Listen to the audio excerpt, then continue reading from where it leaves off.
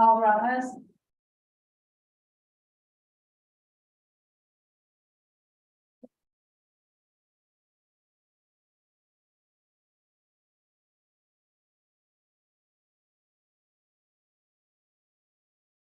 The Court of Appeals for the 10th District of Texas is now in session. God save the Constitution and this honorable court. You may be seated.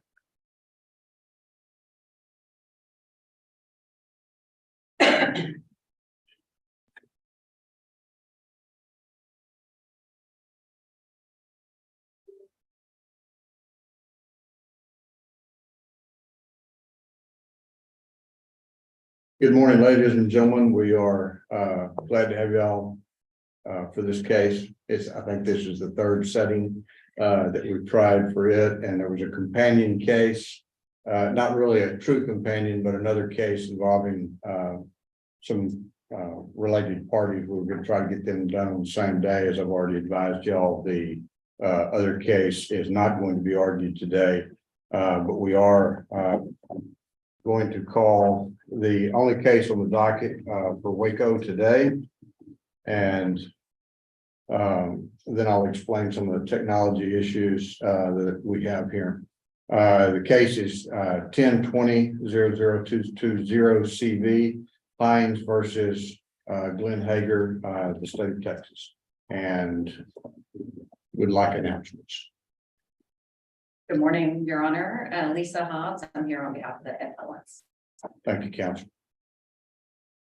Good morning, Your Honor. William Cole from the Solicitor General's Office on behalf of the state of Texas and the Comptroller.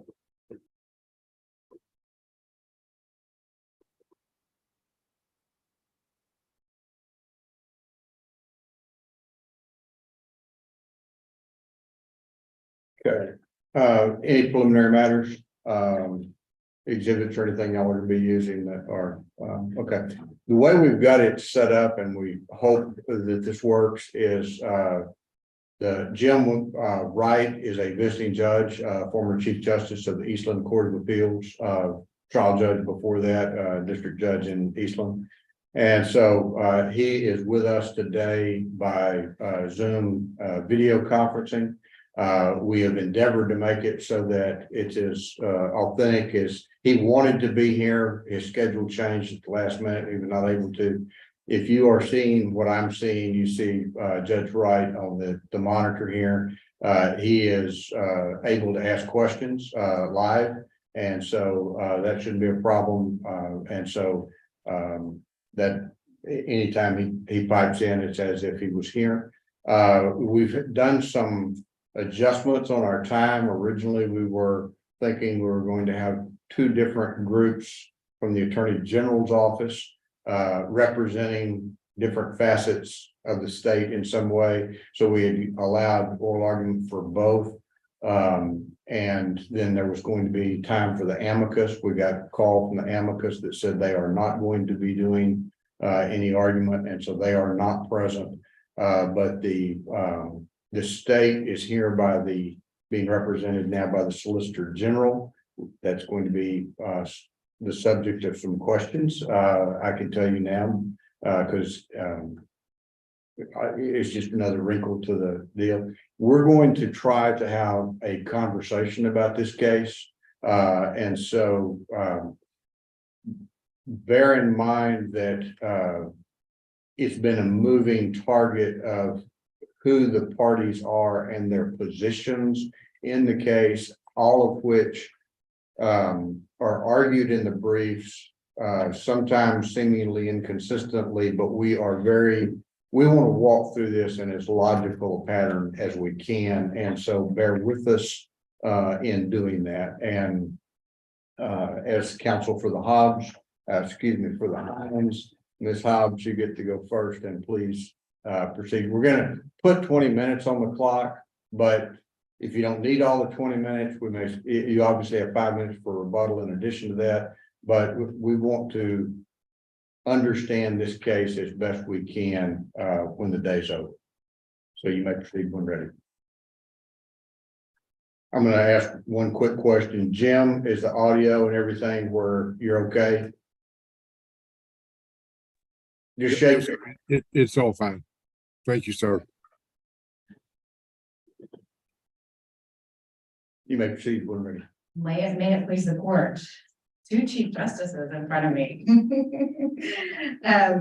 This case is the latest chapter in a decades-long dispute about a 283-acre piece of property in Brazos County, the background of which this court is intimately familiar with, I think it's fair to say.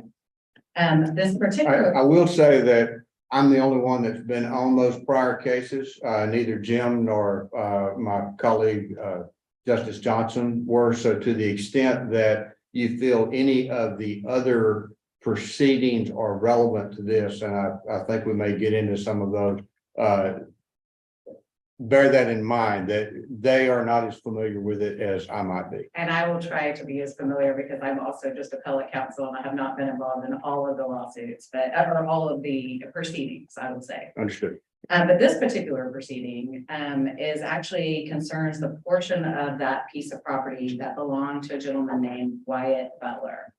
And Mr. Butler died intestate and without heirs in 1897.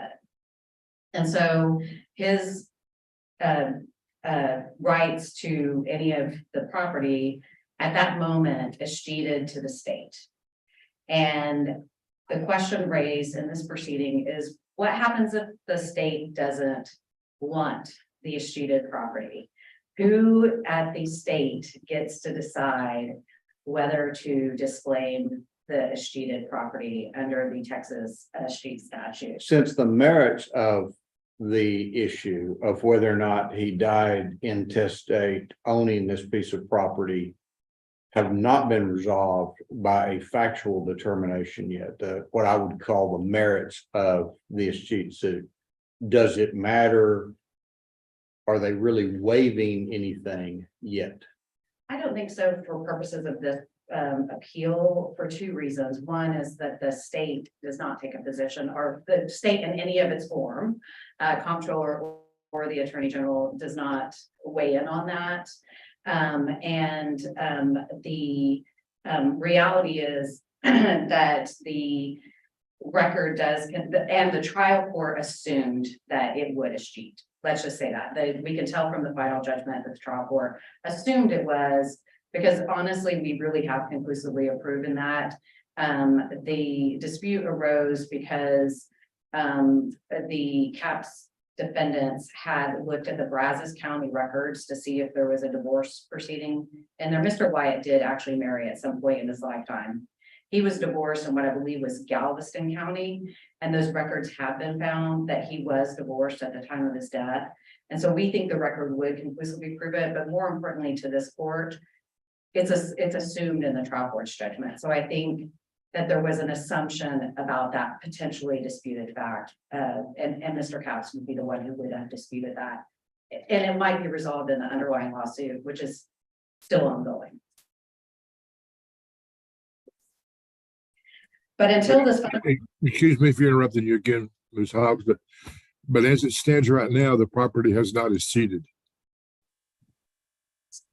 Technically, the property escheats at the moment of Mr. Butler's death. Under the statute, it actually does escheat. The question is, how do we get a judgment showing that it escheated at that time? Should the state elect to accept the escheatment? Right. Thank you. I understand. Thank you so much. You're right. It's a very confusing issue, but it does refer back. It escheated at the time of his death. And this is where that you made reference to the other lawsuit, and you said that might be resolved in the other lawsuit. And it raises the question for me of whether or not this was in effect, a mandatory counterclaim. Is this a situation where this suit should have been tried as part and parcel of whatever is going on still in the trial court? Okay, well, let me back up and just give some background to the other justices on that. So what I think the chief is referring to is the bill of review and the adverse possession claims that came out of Brazos County originally. In which I think it started out originally as I think they call it chapter 29 or something. Exactly. And the heirs had not gotten notice of that lawsuit. And so we had filed a bill of review claimed adverse possession, the ruling of which was ultimately in our favor and affirmed by this court. That case is still pending in Brazos County. This proceeding, we did not discover the facts about Wyatt Butler until well after that proceeding was underway and the bill of review was underway. And so at the moment that we found out that there was an heir whose claims may have escheated to the state or did escheat to the state, then we had no other choice but to file this separate proceeding under Chapter 71, the Texas escheat statute. And you think it had to be filed as a separate suit as opposed to filed in the, and I need a little bit more clarity and reminder on the Chapter 29 or 49, whatever it was, suit, because the bill of review, there was, as I recall, we couldn't take it because it was in the middle of the process. It had not been retried. It has not been retried yet. It is still pending. Okay, so You did affirm the trial judge's claim of adverse possession, though, by the foster heirs. that was on a 64-acre tract. It may be, and I'm sorry, I'm as confused as you are, but if you want me to go back through and to answer your specific question, I don't think it is a mandatory counterclaim. I think it is a separate action under Chapter 71 that we filed following the discovery by in-depth research by a hired expert that we have that showed there may one of the original four had died in the state. So there, just to be clear, there is still a underlying trial court proceeding. Two, this one and the bill of review one. So there is is the one that's pending in the trial court, would it be properly denominated as a trespass to try title claim? That's how I would do it, but that, that phrase is loaded in and of itself. Okay, But colloquially, yes, I think we can agree on that. okay. So the fundamental issue of who decides whether to disclaim property on behalf of the state of Texas is important for this court to resolve, and to not to get, all these procedural issues I know you probably want to talk about as well, but the encumbrance that currently surrounds Mr. Butler's portion of this, which is a 1/8 undivided interest in some part of this tract, major tract. That portion, the title will be clouded until we know that the state, with somebody at the state of Texas who has the authority to disclaim the escheated property, stands up and says with a sworn account, the state does not want to take this property. And that's really what this case is about, because we can't clear title on that. We're not asking for this court to clear title, but practically speaking, we cannot clear title on this larger piece of the property so long as we aren't for sure that the state of Texas, somebody with proper authority under the state of Texas, has disclaimed Mr. Butler's portion of that property. But if they disclaim it and they actually own it by the achievement that occurred in 1897 or whatever it was, how can they do that without conveying it? I mean, you would have to have a judgment, a sheet, whether by disclaiming of the property, but certainly as the state taking the property, that does require a judgment, a subsequent judgment. But that judgment reverts that claim back to 1897 or whatever. I think it's 1897. If I'm getting that year wrong, I'm pretty close. When Mr. Butler died. I get confused by it too, but that is the way that this sheet process works. So you think this hangs out there for as long as it takes? Basically. That's my concern. I mean, my concern is that anybody could come back and challenge and say, look, the Attorney General disclaimed this property, sure, and there was a judgment based on that disclaiming of property, but I disagree, and any party under chapter 71 can file another escheat proceeding. And we know from cases like Bell, that's really makes me really nervous as somebody who's trying to clear title on behalf of my clients, is that if the attorney general doesn't have authority, whether you call it policymaking or disclaiming interest of the state or anything like that, it's like it didn't happen. And Bell is a classic case of that, where the attorney general tried to sign a release to an operator, an oil and gas operator, and they kind of compromised a little bit on what was due and whether this well was going to be shut in, et cetera, et cetera. They had a signed release, and the Court of Appeals said the attorney general did not have authority to do that. And so it's not collateral stopper, it's not res judicata. And that's our concern when we read cases that say, and the LULAC case is another great example of where the attorney general is seen to be a representative of the state, but not the state actor, and does not set policy for the state. Then our concern is that someone years from now will come back and say, wait a minute, the attorney general never had the authority to disclaim that. It had to be the comptroller or some other executive. We think it's the comptroller. There's really very little limitation on who can actually file an escheat action. I know, and then it was expanded, I think in the late 80s. Because there was a thought in the legislature that there wasn't enough escheat of property. And so you start to see this expansion of like the state saying, wait a minute, y'all have an obligation to go out and find this property and see if the state wants it. So it was an expansion of chapter 71, which then was actually an article and not, it wasn't codified at that point, but it was, it's definitely being expanded who can bring a suit. Under 71, it seems to be relatively clear that with regard to personal property, it does a better job, I'll say, of determining who has the authority to act on behalf of the state. Do we in effect infer that against the attorney general and his ability to do that in this case? Because it involved real property? I do know what provision you're talking about with personal property, and you saw the Texas Supreme Court discuss it in unclaimed bail bonds as well, where it was clear that that's the comptroller.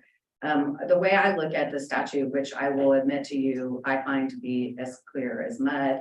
But I will say to you that where I think it's the attorney, where I think the attorney general's authority to do this is at minimum questionable and probably doesn't exist, is when I look at their specific statute. The comptroller's like government code, this is what the comptroller does, this is what the attorney general does.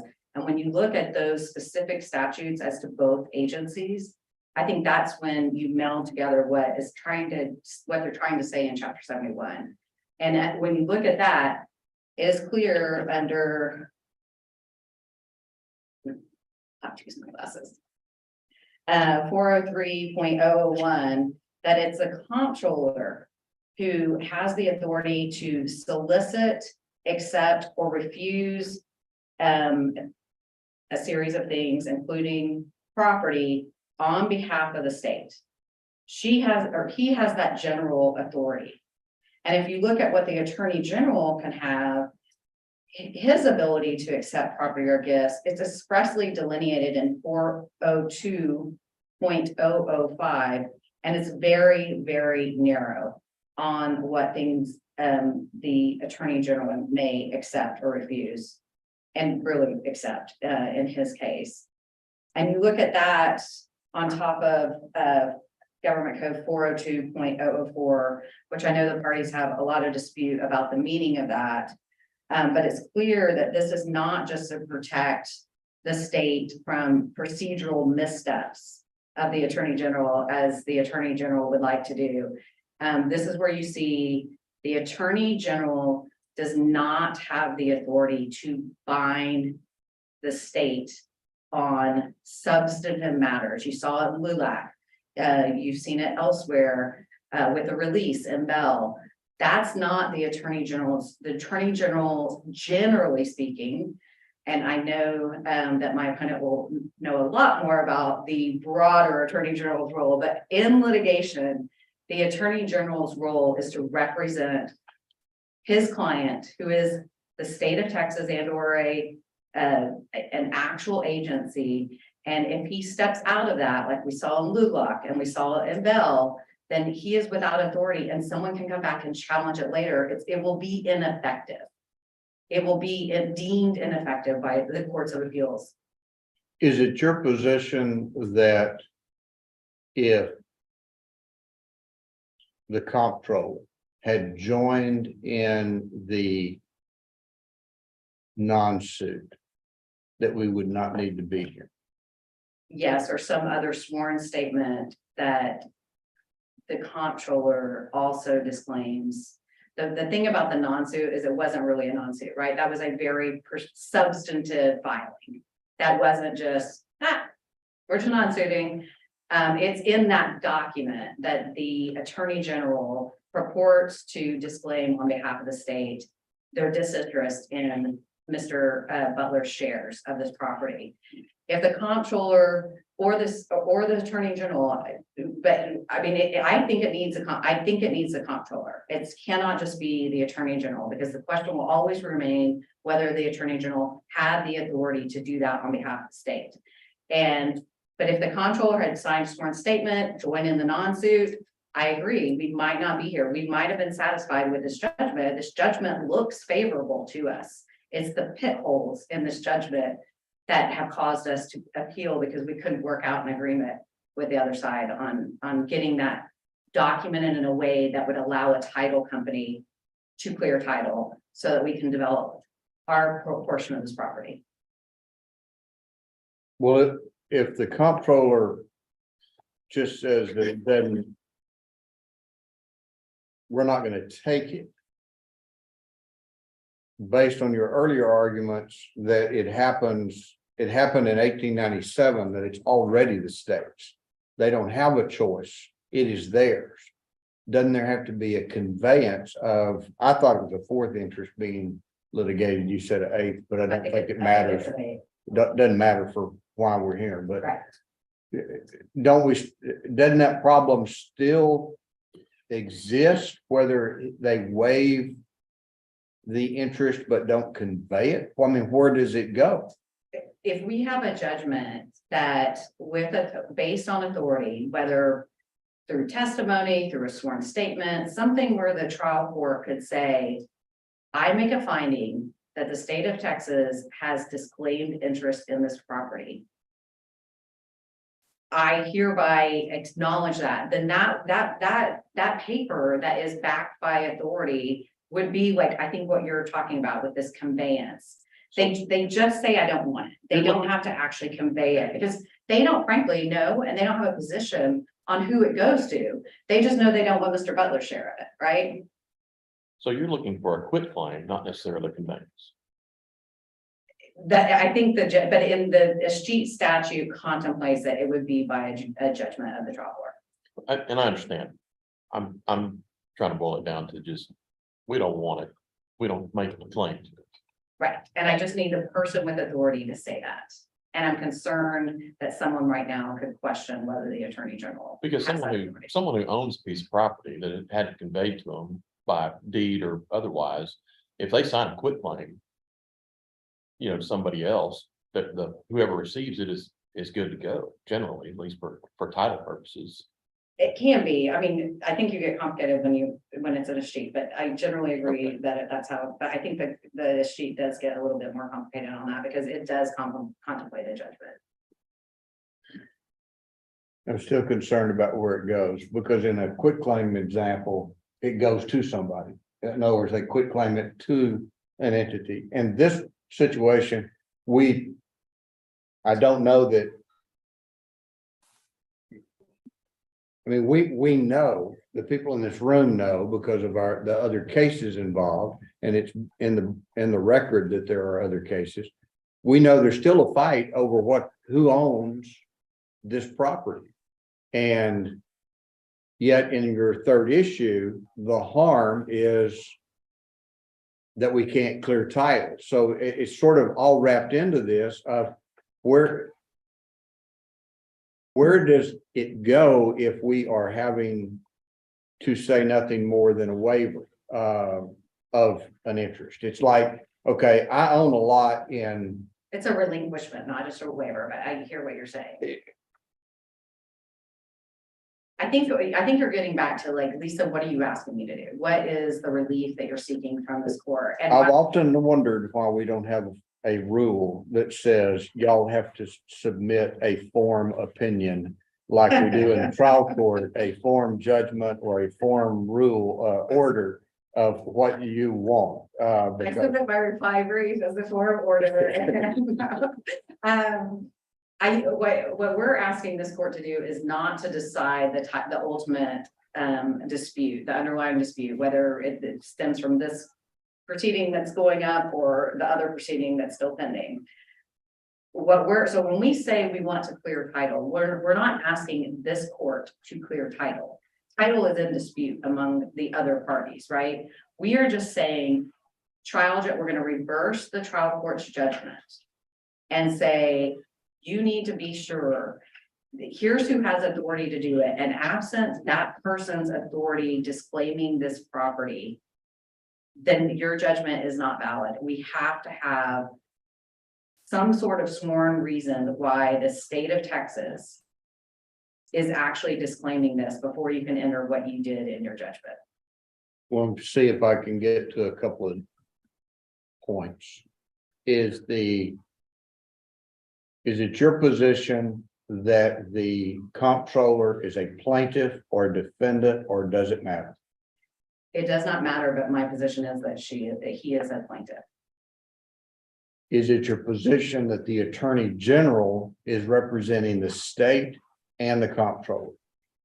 It is, But not. it is in fact, they're on the pleadings, but my position is that the attorney general, when the attorney general says that it is acting as the state of Texas, that is not contemplated by Chapter 71, that just requires the attorney general to have notice of the proceeding. And so I think of it as like, if I were challenging the constitutionality of the statute, I also have to give the attorney general notice. At that moment, the attorney general is an intervener, not a party. And while this statute doesn't use that terminology, that's what I think is happening in Chapter 71, whereas the comptroller is the indispensable party. Comptroller's a party. The comptroller is represented by the attorney general's office. Yes. The state of Texas is a party. I don't know that the state of Texas has to be a party. Under these pleadings, there is an entity called the state of Texas that the attorney general purports is him. But the Does only the party attorney- that has to be there is the comptroller. Does the attorney general contend that it is a party or a attorney representing the state? I That's think they contend they're a party. That's why they filed a non-suit and stated in that non-suit and motion to dismiss that they are the state of Texas is disclaiming. So I think, I'll let the attorney general speak for themselves, but I think they are a party. In fact, I think they think they are the controlling party, the plaintiff. You think the attorney general is taking the position that they are a plaintiff in the suit? I do believe that's their position. Okay. Chief, I know that the time is getting short. And Take all the time you need, Jim. but I'm also aware of the fact that it's better to be thought a fool than to open your mouth and prove it. But I still want to go back, Ms. Hobbs, to my question. And I understand that a sheet relates all the way back to the time that you're talking about, 1800s or whatever. But I think unless I misunderstand the state's point of view and argument, the comptroller and understanding also the difference in what the statute says about real property and personal property, I believe the state's position would be that until the property has officially is cheated, that the comptroller is merely there as a bookkeeper, merely there as an accountant under 71. I may be mistaken, I'm sorry, you broke up a little bit on that last part, Judge. Can you repeat that last little bit? That might have been a question. Sure. I said it was my understanding that the state's position is, and I may be wrong, that the comptroller is merely an accountant, a bookkeeper, whose duties that you don't come into effect until the property is actually escheated. Now, I understand the sheet goes back and relates back, but there has to be a judgment of achievement for it for that to happen, to relate back. And I guess where I'm going with all that is if that were true, I'm not saying it is or that, saying if that were true, and that the comptroller doesn't really get, even though it's an indispensable party, even though it doesn't get involved until until such time as the achievement is there. It seems that the state would be saying that at that point in time, the state would be entitled to file the non-suit. And that is true. If the state would be entitled to file the non-suit, what is the jurisdiction of this court to go forward? Just assume that's true. And I'm not saying it is at all. I'm just the poor guy asking some questions. Well, if Judge, if we could separate the issue between, does the Attorney General have the authority to disclaim escheated property versus does the Attorney General have the authority to do so via a non-suit that's supposed to be a procedural mechanism and not a substantive sworn statement of some sort? So in my mind, I'm having a hard time. I think you are correct that the Attorney General views the comptroller as an accountant. And I think that's disproven by her authority and solely her authority under 403.001, that she is the one who gets to solicit, accept, or refuse property on behalf of the state. That's in her general authority, not in the Attorney General's authority. But I also just think procedurally, a non-suit is not the mechanism to get for the state in any form, comptroller or Attorney General.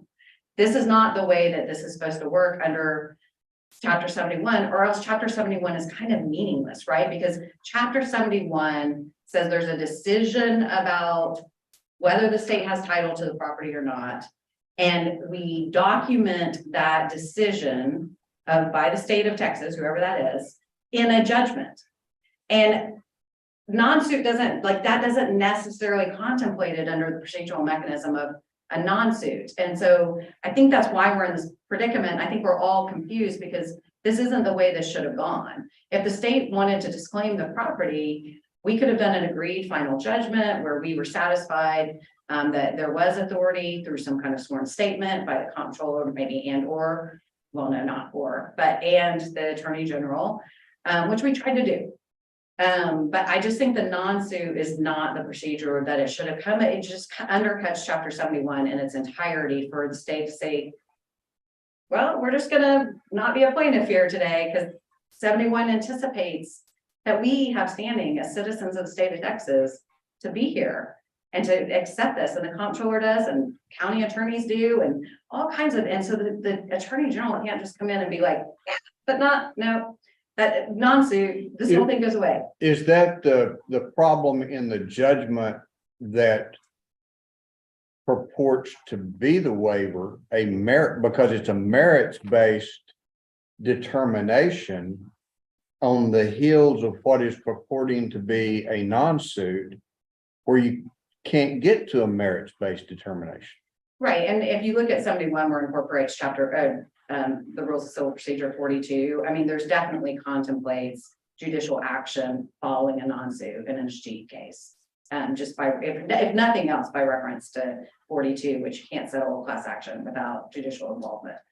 But yeah, I mean, that's the tension here procedurally, that we're dancing around a little bit, even in the briefing, is this probably causing your questions is, yeah, you took a procedural mechanism, a non-suit, which is supposed to be procedural, no merits determination. And then you got a final judgment, which I like, that it purports to have a merits determination, but there's nothing to back up that determination that the state has in fact disclaimed property in this case. I guess that was really my point. Thank you, Chief. Really, my point is that kept smelling almost like a summary judgment. I agree. And our problem is not necessarily really who has authority, but that we definitively get the one with authority is some definitive way for us to say the state of Texas does not want Mr. Butler's portion of this tract of land. And from there, we can go clear title. Because it eliminates one of the entities that would have to be involved. Like if the state wanted it, then maybe we go to the general land commissioner and we say, you know, what do you want to buy us out of this? I mean, it's an undivided interest, you know, what do you want? We're going to develop this, you know, we could start negotiations perhaps with the general land officer, so that this piece of property, if the state did want it, might actually benefit the school fund, right? But right now, it's just open out there that we can't clear, no title company would clear this title as long as it's shown that Mr. Butler has a interest in the state, and unless it can be shown that the state is not accepting the achievement of his interest, then A binding, a binding, okay, authoritative. all right. Thank you for so much for the going over, and my apologies to Solicitor General, who I think was probably sitting there wanting to jump up and. He's gonna have his full opportunity and then some, so, Thank you, Your Honors. thank you.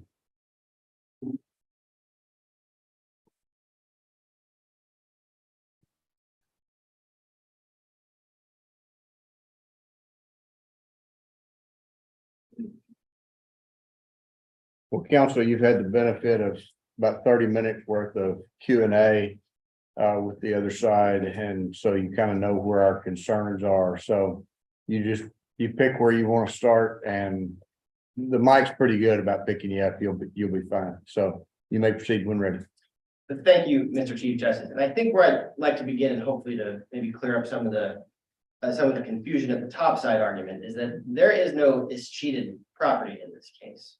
There's an allegation that property is subject to escheatment, but there's been no trial on the merits to determine whether or not the property in fact is cheated. I think we can know that from section 71.107 of the property code. And what it says, subsection A says, is if the court renders a judgment for the state, finding that an intestate died without heirs, then the property escheated to the state and title to the property is considered to pass to the state on the date of the death of the owner. There's been no trial on the merits. There's an allegation and a complaint that property is subject to escheatment, but it hasn't escheated. And that's why the state can't quit claim title. That's why the state can't convey title. It doesn't have title. Respectfully, I think following up on Justice Johnson's question, a quitclaim deed here by the state would resolve this, because it would put the title, it would say the state would be, I don't know if I own anything, I don't care if I own anything, but here who has it now. But my question, I'm going to step back one further and ask the question that and if my colleagues feel that this is an inappropriate question, I can be outvoted here. Who do you represent? I represent the state of Texas and the Comptroller of Public Accounts. You do not represent the Attorney General as a party.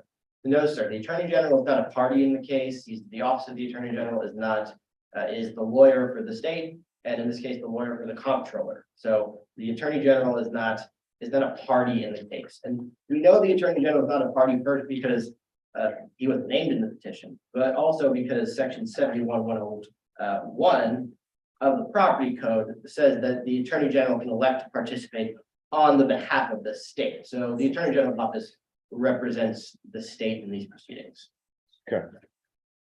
Now, I'd like to go back, if I can begin with, I think there are a few jurisdictional grounds that are available to this court for disposing of this appeal. And I think two of them are the most straightforward way for the court to resolve this appeal. And those are lack of standing to appeal, which I think was hinted at the top side argument, and also sovereign immunity. So on the standing piece, the Hines parties lack any injury in fact related to the trial court order, because they have no cognizable interest in compelling the state to pursue a claim over its objection. Now, the alleged injury, so far as I can tell here, is that they want to clear title, but an escheatment proceeding isn't a quiet title proceeding. It's an escheatment proceeding. It's a narrow question that's answered in an escheatment proceeding. Should title to property vest in the state? That's section 71.001B. And if the answer to that question, let's say after a trial on the merits, is no, the court doesn't then go and determine which heirs might or might not have the property. The answer is just no, it doesn't just cheat. So quieting title is not a cognizable interest in this escheatment proceedings.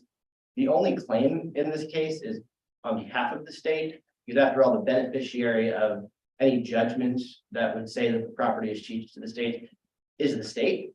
There are no claims, so far as I'm aware, that the plaintiffs here, the Hines parties here, are alleging separate and apart from the claim that property will escheat to the state. And they just have no interest in compelling the state to litigate a claim that it does not wish to pursue, and that it is in fact its claim. And I think it's telling, because the order is all the guarantee they need. I mean, basically, it sounds like the argument is that there's a worry that sometime in the future, some unknown party is going to someday come back and challenge the propriety of the non-suit. But Well, you just said the state's disclaimed their interest. Is that right? no, the state has disclaimed any interest in the claim, in pursuing the In claim. the claim. But the state doesn't have, again, any interest in this property at all. So far as I can tell, it's being litigated amongst several other heirs. So that I think goes to the. Would you take the position the state does have an interest if they went through a proceeding and a trial court entered a judgment that said that the case is that it did a sheet back in 1897, I think was the year or something like that? Oh, sure. If there were a trial on the merits and the trial said that the Miss Foster, I believe, died intestate and without heirs, then it would say under the property code that the property goes to the state. But we're not there yet. There was no trial on the merits. There has been no property that is escheated to the state. It is out there. It is being fought over by several heirs. But again, I think a lot of the confusion is coming from the fact that the state doesn't possess the property. It doesn't have title to the property. And so. But isn't that what this whole proceeding from the beginning was about, was to determine that? And the property code specifically contemplates that someone in the position of the Hines, in fact, it doesn't even have to be the position of the Hines. It could be you or me could go in and start an escheat proceeding. I'm actually not so sure about that reading of the statute, Your Honor, and if you'll permit me the indulgence to explain why. So section 71.101A authorizes, of course, any person, including several categories of individuals, to bring a petition for escheatment. Now you could look at that on the one hand and say, gosh, any person with standing can bring a claim. Why don't we just, if we look at that in a vacuum, it's very broad. You say any person with standing, Mhm. doesn't this give them standing? Any person? No, I think this might give them a cause of action. It wouldn't give them constitutional standing, but I actually am not sure that it gives them. I'm not sure that it actually gives them sort of what we would call statutory standing, which is essentially a cause of action to get in court, because of the dependent clause, which says, including the comptroller, the attorney general, district attorneys, and county clerks. What that is sort of a class of government parties, and applying traditional tools of statutory construction, like the nasa terrasiosis canon, they don't necessarily fit within that class of persons. So there's reason to think that just letting sort of anyone come in and press claims on behalf of the state is not within the contemplation of that plain language. But I don't think the court needs to get there, because I'm going to go back to the question of lack of appellate standing.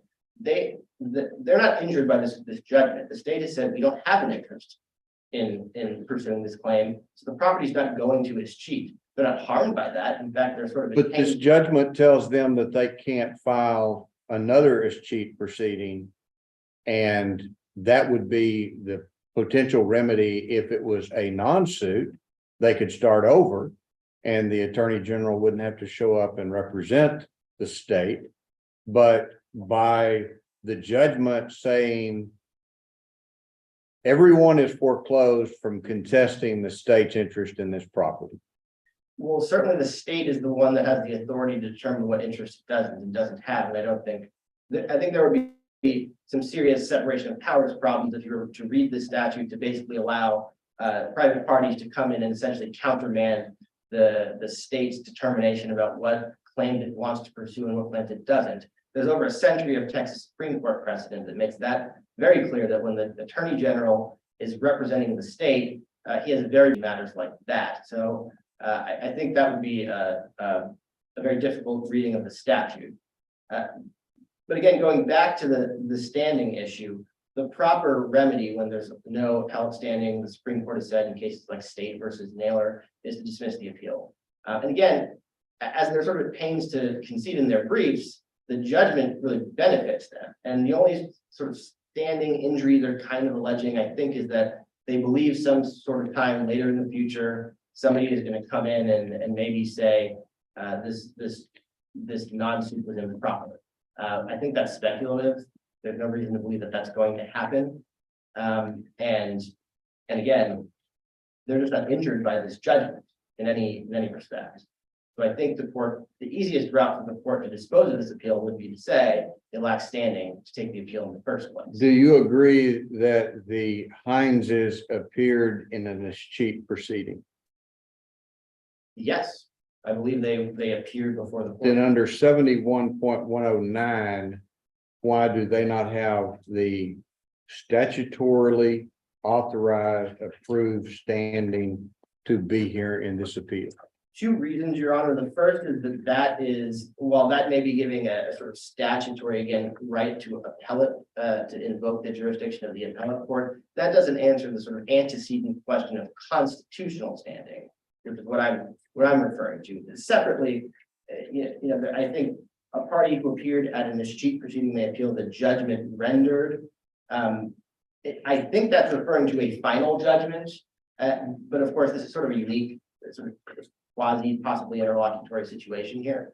So it's not clear that reaches this type of order at all. Again, it's sort of odd to think that what is essentially a voluntary dismissal by the state is subject to appeal, because again, it's voluntary. The state can take it if it wishes at certain points in the proceeding. And so I don't believe they have standing to. Well, there's so many questions there. Do you contend that the Comptroller is a party to this proceeding? The Comptroller is a party to the proceedings of native party. Yes. Are they a plaintiff or are they a defendant? Does it matter? I don't think they're either. I think they're a third party involved here. The code is pretty clear that the purpose of the Comptroller being in the case is to satisfy the accounting duty that's set forth in 71.203. So you think that's why the Comptroller doesn't have the authority to control the litigation? Oh, yes. And I think you would start with, there's a few textual and structural clues that I'd be happy to walk the court through right now. Not yet. Okay. You referred to it as quasi interlocutory. And one of your arguments is that we dismiss the appeal because it is an interlocutory appeal. But where is there any claim other than Chapter 71, a sheet or escheat, depending on what part of Texas you're from? What is the other claim? What is left that would keep this from being a final judgment? So I agree with you there, and I think that issue, which is why I went to the standing issue first, because I think that's a cleaner issue. On the 51.014 issue, I think it's a bit unclear what the trial court was intending to do. On the one hand, it seems like the order is styled as interlocutory in that the court seems to think that there's something left work to do. But I think I agree with you that it's not clear what other claims are left in the case at all. In fact, the only claim under Chapter 71 is the claim by the state. And I've looked at the petition and there's no other claims around. So it does appear that there wouldn't be anything else for the trial court to do but execute the judgment. But again, I think the order is a bit unclear on that score, and so which is why I think the standing issue is probably cleaner for the court to dispose of the appeal on. Now, going back to your question about the comptroller's role vis-a-vis the state's role in achievement proceedings. I think there's a couple textual and structural clues that make clear that the state is the one that is the plaintiff and the attorney general is his lawyer. So starting with 71.101, it says, we discussed earlier, any person, I'll bracket out the including persons can file an achievement provision. But the attorney general gets notice and the attorney general can elect to participate on the state's behalf. It says on behalf of the state, and the state is the plaintiff because it's a petition being filed and petitions filed by a plaintiff. We also know that the state's the plaintiff because of 71.001B, which says that the proceeding is to determine whether property will vest in title to the property will vest in the state. And there is nothing in the code that suggests that the comptroller is the one that controls the litigation on behalf of the state. In fact, the legislature knows how to do that when it wants to, because in 71.301, I believe, concerning already escheated personal property, the legislature said the comptroller will represent the state's interest. Now, it's doing so in that instance as a defendant, but when the legislature wants to say that the comptroller is the representative of the state, it knows how to do so. And it didn't do so in section 71.101. Now, the clause that my friends on the other side point to, I think they hang their textual hook on, their hat on, is 71.203, which says, I'm sorry, 71.10, where was it? The indispensable party piece, C, subsection C of 71.103. Now that section says. Wait a minute, let me catch up with you. 71.103 D. C, yes, sir. Yes, sir. A lot of jumping around in the property code in this one. So that provision says the comptroller is an indispensable party to any judicial or administrative proceeding concerning the disposition and handling of property that is the subject of an escheat proceeding. Now, that clause, the key language there, I think, is concerning the disposition and handling of property. He's an indispensable party for that purpose. Now, then the question becomes, well, what is a proceeding for the disposition and handling of property? And that is dealt with just one page later in subchapter C of title of chapter 71. It starts at 71.201. That chapter is the one that talks about what the disposition of escheated property, and that is when, after a judgment where property has cheated to the state, that the property is disposed of in a couple of ways. And the reason the comptroller is an indispensable party is because under subchapter C, section 71.203, the comptroller has to keep an account of the money paid. The whole reason the comptroller is an indispensable party is the accounting duty. But there's nothing in this section at all that suggests the comptroller is the one who controls the litigation on the state's behalf. There's no textual evidence for that. In fact, the textual evidence and the structural evidence is decidedly against it. So your position is the comptroller's plea to the jurisdiction would have been a good pleading from the very beginning that this suit was filed, because they were not an indispensable party to the escheat proceeding. So they may be an indispensable party later on after a judgment is rendered. And so it may be good practice to have the comptroller just in there after the judgment, because the disposition of the property occurs after judgment. And so the comptroller is not, especially after this case has been non-suited, the comptroller is not relevant at all because property is not going to be disposed, and there's going to be no accounting duty that kicks in. So again, So again, I want to circle back and make sure. Sure.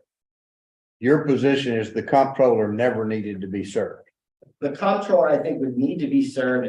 The statute makes him requires a citation under 71-102.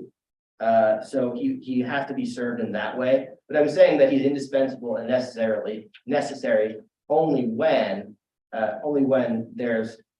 it's post-trial, the property is going to be disposed, and he has to account for the property in books.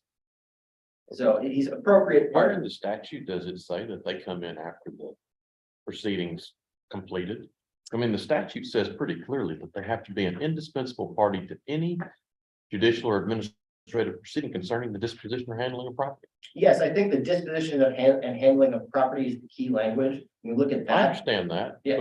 But why, this statute doesn't address the timing of when he becomes when the comptroller becomes an indispensable party. I think so I want to be careful to distinguish between, it's appropriate to cite him into the case at the beginning, but I'm saying he's only indispensable to the proceeding to the extent that there's going to be a disposition and handling of property that only comes under subchapter C after trial, because there's nothing to dispose of before there's a judgment about whether the property is going to actually escheat to the state. I'm not saying that he's improperly in at that stage at the beginning. I'm just saying that he doesn't control the litigation from the outset. There's nothing that suggests that.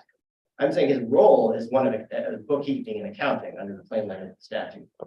And controlling the litigation is a question I have about. Sure. Because I mean, the AG represents the state. And usually the state policymakers, the elected officials that are heads of the offices or agencies, fair? Yes, sir. Okay, well, and so is it your position here today that the Attorney General is the representative and the individual who makes the policy decisions for the state of Texas? The Attorney General, yes, that is. It's not the comptroller that gets to make that policy decision. Is that your position? I want to be sure which policy decision you're talking about. You're talking about conduct in litigation. Well, conduct and litigation, I mean, lawyers have a degree of latitude, but you still have to do what your client wants you to do. Yes. Okay, that's more where this is going to. Can the Attorney General in this situation do exactly what they want to, even if the comptroller wanted them to do something different? Oh, no, not in the context of representing the comptroller.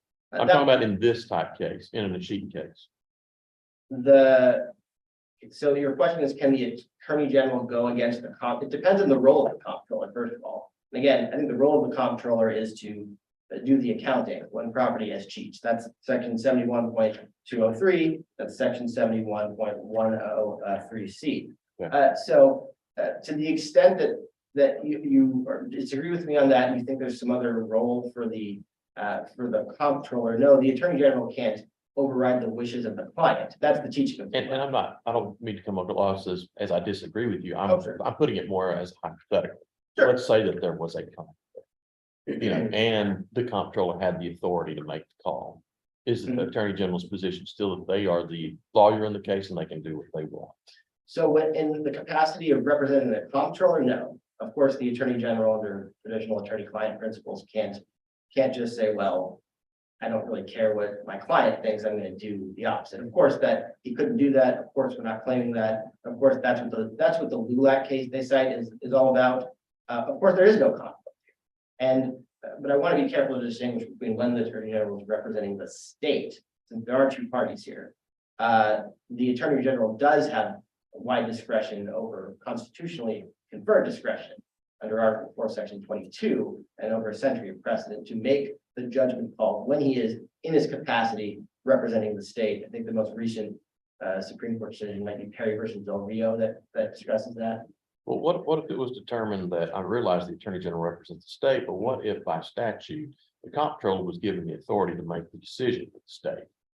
Attorney General still does what he wants to on behalf of the state, or does what the policymaker decides? Oh, no, he would do with the state's representative, the client in that case being the comptroller. Yeah, the Attorney General doesn't have the discretion to override the wishes of his client any more than any lawyer has that ability. I want to clear that up. I want to make sure Yes, that's not an issue. it's not an issue, and it's doubly so not an issue here because there is no conflict between the Attorney General and the comptroller on these issues, which is why I'm up here today to go to your first question, representing both of them.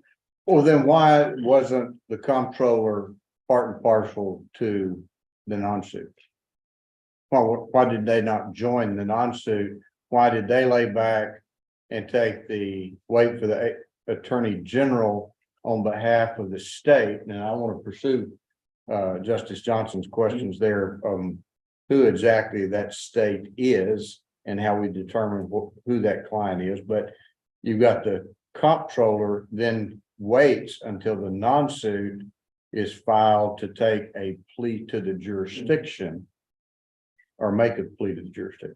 Because the comptroller is not the one under the statute that is entitled to represent the state of Texas in the escheatment proceeding. So it wouldn't, he doesn't have the claim, so there's nothing for him to non-suit, which is the reason why he didn't non-suit. But it sounds like they agree. If you were to disagree on that, it sounds like my friends on the other side more or less would agree that if the comptroller goes down and file his own non-suit petition, that would dispose of this, I think.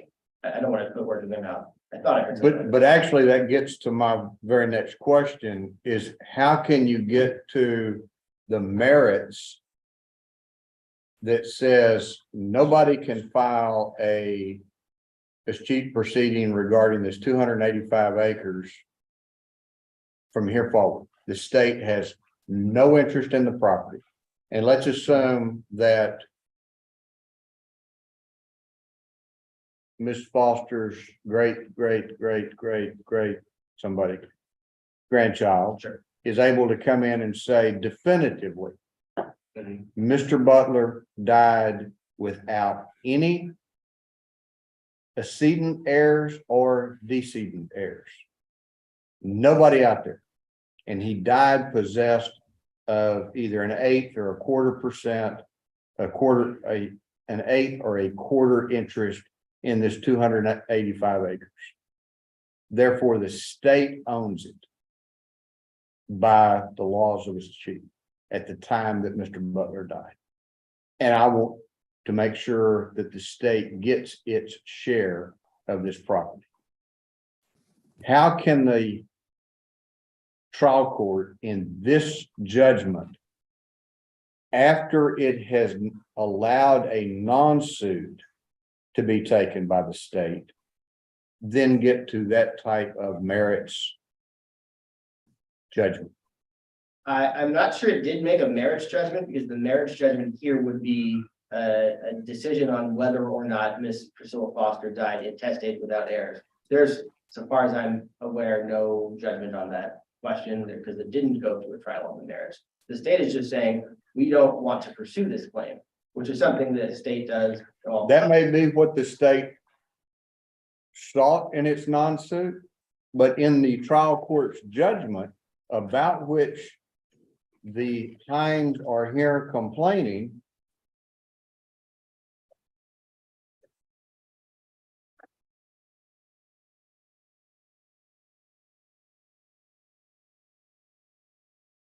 it is dismissed with prejudice, which gets to the merits, to the filing or asserting by the state of Texas of any right, title, or interest in the 285.5 acres involved in this suit, and to the filing or ascertaining by the state of Texas or any other person of any claims to declare as chief of any or all of the 285 acres involved in this case to declare as chief.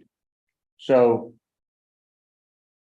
they couldn't come, nobody could know if this judgment is a good judgment.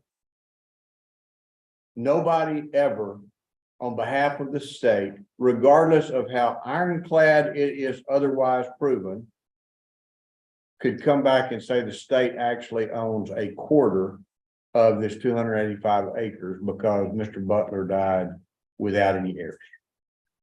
So two responses there. The first, again, the level of proof would have to be determined in court, so people can make allegations, but again, there's no escheatment until there's a judicial order saying there's escheatment. But for two, I think more the direct to the heart of your issue. The state gets to determine what claims it wants to pursue and what claims it doesn't. That's just the nature of the state as a sovereign entity. And it's no different than the state, some other claim that the state may want to press that maybe some private party wants them to press, but the state doesn't want to press. Well, the whole issue is the private party coming in to tell the state how it wants to litigate claims over which it is the essential owner in colloquial terms of the claim. The state owns the claim, and private parties can't tell the state how to litigate it. And that's, I think, the essential problem with that line of argument.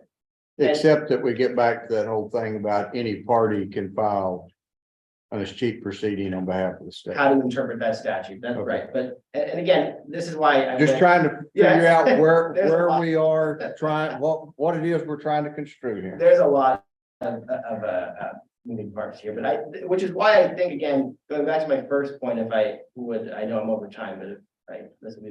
We're way over time, but this is exactly the kind of conversation that Perfect. we wanted to have, because I think this is helping all the judges. They are fully authorized. I will waive the assault statute. If you want to reach over, and slap me, tell me to shut up, I'll do that. Jim, sorry, you're gonna have to send an agent on your behalf, but this is what I thought this case needed from the very beginning, and we've talked about it several times, and so anyway, go ahead. What I was just about to say, which is sort of going back to my first point, which is why I was suggesting that perhaps the best way to dispose of this appeal is on the standing issue, because they're not injured by the judgment in any way. It's the state's claim, as they are sort of pains to admit. It benefits them. The property is not going to go to the state. They can still litigate the other action to determine whether or not they might have a claim to the parcel. So again, I don't think they're injured by that. That's probably the most direct. But don't you understand that they can go through with this 285 acres? They can go through this entire trespass to try title, bill of review, whatever it is that's still out there pending in the trial court. Finish that case and wind up with only a 75% interest being determined in that litigation because Mr. Butler died without an heir. Well, I think they would just have to go litigate that issue. I mean, Well, hypothetically, Mhm. go with me, hypothetically, they go back to Brazos County Mhm. on this fair day, nice, beautiful, sunshiny Sure day. is. They fully resolve this case and they say, yep, here's all of the heirs of Constance and Butler, who there were none, Fuller, we get all this resolved, everybody who's ever lived here. And yep, we've got 285 acres, 75% interest resolved. But Mr. Butler died without any heirs, and now what? You've got a judgment that says nobody can do this, it's cheap. Well, it wouldn't escheat to the state, but that doesn't mean Where's it go? could be litigated as abandoned property. And I don't know the particulars about which heirs have a better claim to the land, but that sounds like there are many persons making claims to that property and they can litigate it. You want to backhand me or ask a No. question? No questions. Okay, so that means you want to backhand. Okay, I'll Not stipulate that for that. either. Thank you, Your Honor. Thank you, Counsel.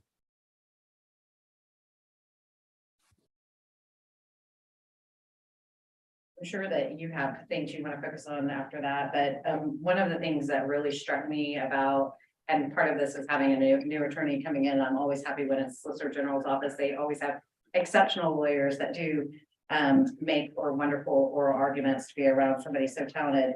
But one of the things that he just said that I really want to highlight how problematic what he just said is. He just said that the Attorney General has disclaimed the interest in the escheatment claim, not an interest in the property.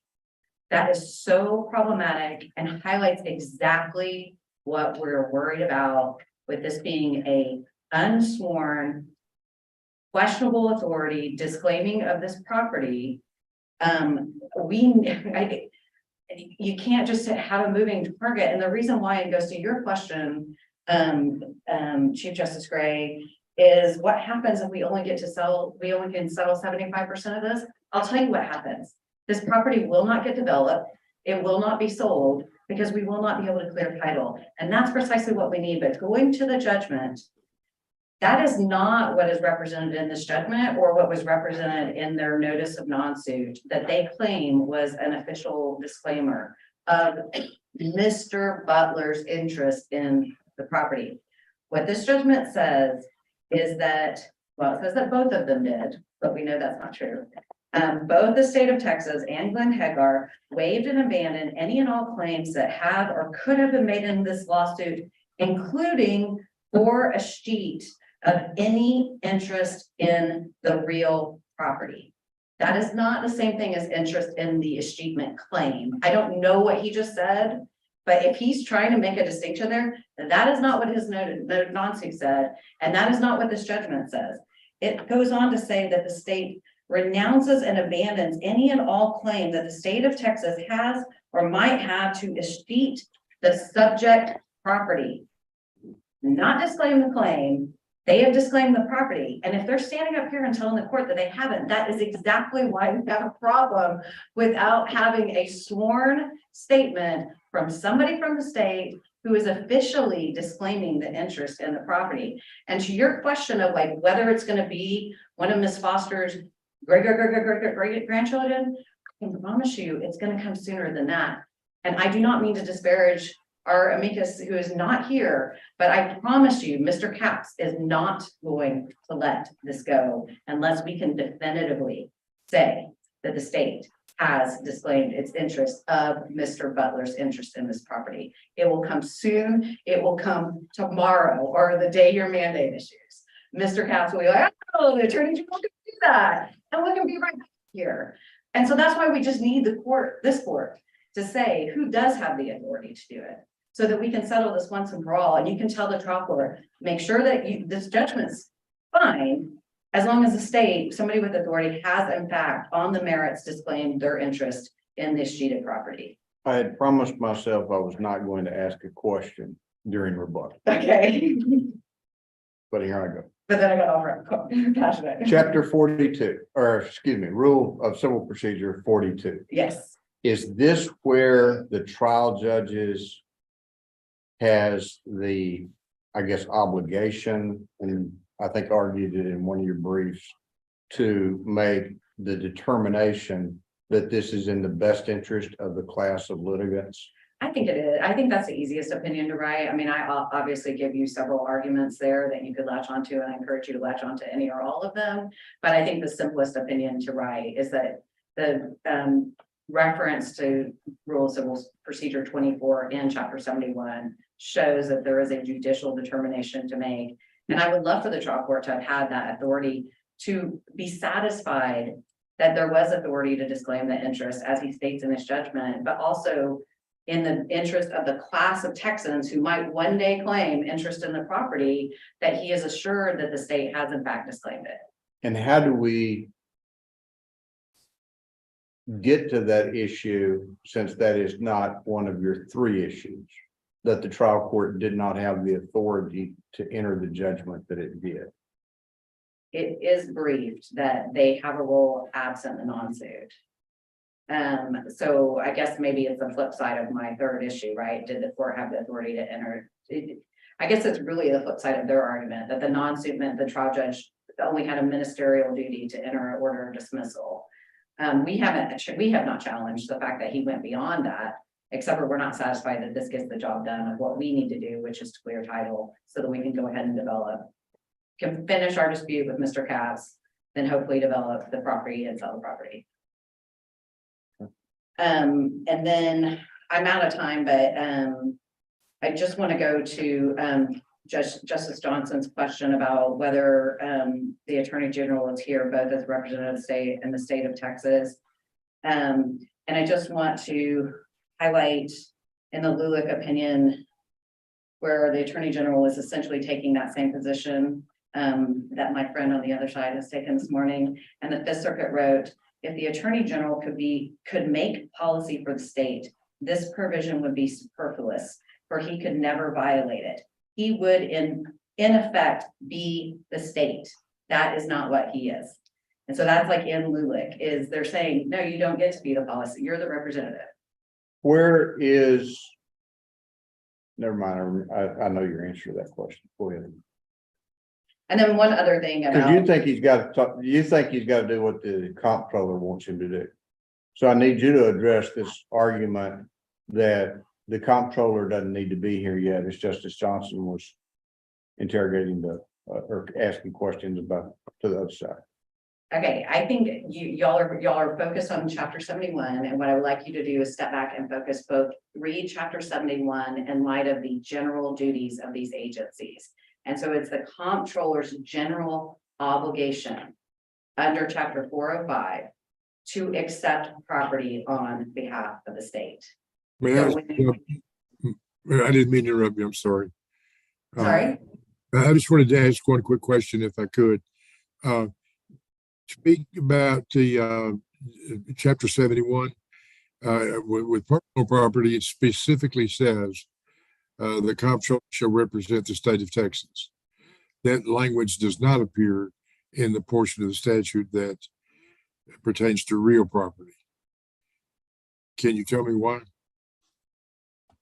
I can concede that it's not a model of clarity statute. I will at least say that, but my argument on the comptroller being the one for the authority to accept or reject real property of the state of Texas comes from her general obligations as laid out in section 403.001B of the government code that gives the comptroller and as far as I know, only the comptroller the authority to solicit, accept, or refuse property on behalf of the state.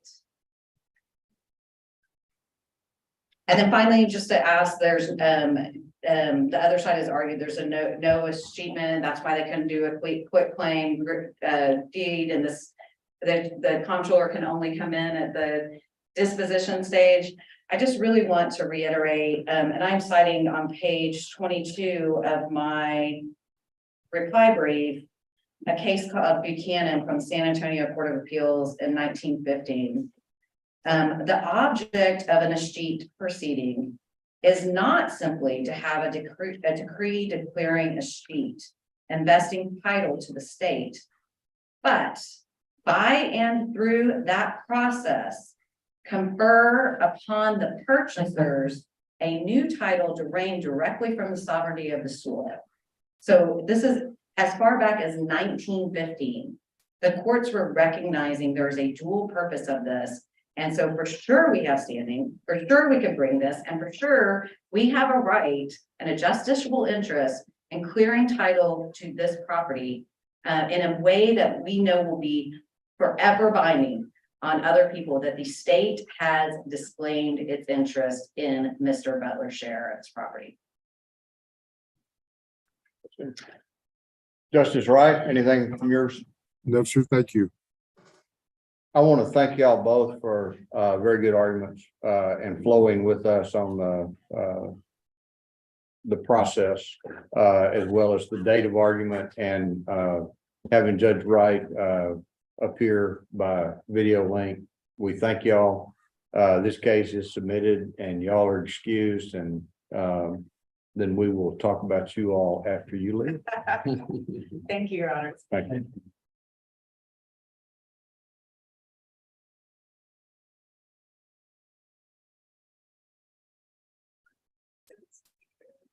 Good to see you. Good to see you. Good to see you. Good to see you. Great. I don't know if he can see me, but it's good to see you, Mr. Wright. He can, he's waving by to you. It's nice to see you. The office, good to see you. Chief, good to see you. Good to see you. Good to see you, Judge Wright. Been a while. Thank you very much. Thank you very much. Chief Justice Wright, it was so good to see you. It's been so long. You bet it's been forever ago, hadn't it? I know, I think I was pregnant with my first. Yes, you were. It's good to see you.